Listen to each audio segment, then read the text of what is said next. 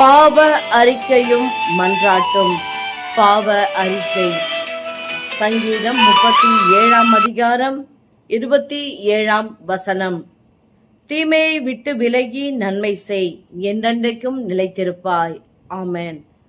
பிரியமானவர்களே, நாம் சில காரியங்கள் மாத்திரமே பாவம் என்று நினைக்கிறோம். அநீதி எல்லாம் பாவம் என்று வேதத்திலே சொல்லப்பட்டிருக்கிறது.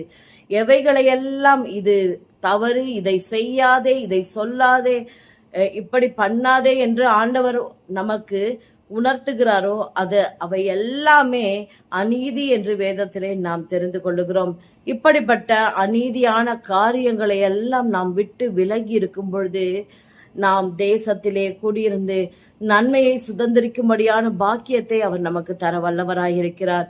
இதை ஒருவேளை மறந்து இது எல்லாம் தவறில்லை, இது ஒன்றுமே இல்லை என்று நாம் நினைத்து நம் அறிந்தும் அறியாமலும் செய்த எல்லா குற்றங்களையும், துணிகரமான பாவங்கள் எல்லாவற்றையும் இப்பொழுது தேவனுக்கு முன்பாக மனம் கசந்து உணர்ந்து நாம் அறிக்கை செய்வோம்.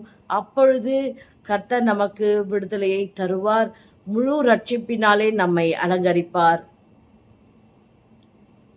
ஸ்தோத்திரம் ஆண்டவரே, ஸ்தோத்திரம் கர்த்தாவே.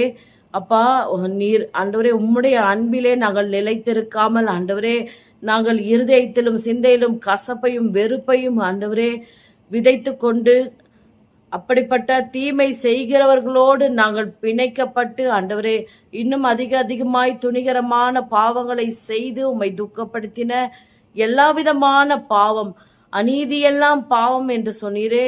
எவைகளெல்லாம் அநீதியாய் நாங்கள் அநியாயமாய் நாங்கள் செய்திருக்கிறோமோ தயவாய் எங்களை மன்னித்து ஒரு விசையாய் ஆண்டவரே எங்கள் இருதயத்தையும் சிந்தையும் கழுவி சுத்திகரித்து உமக்கென்று பயன்படுத்துகிற பரிசுத்தமான பாத்திரங்களாக எங்களை மாற்றும்படியாய் கெஞ்சி மன்றாடுகிறோம்.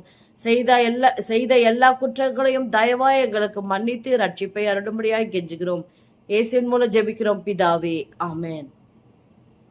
விசுவாசியுங்கள், அறிக்கை செய்யுங்கள், பாவங்களை விட்டுவிடுகிறேன் என்று அவரிடத்திலே சொல்லுங்கள். உங்களுக்கு தயவையும் ஒத்தாசையும் ரட்சிப்பையும் தருவார். God bless you.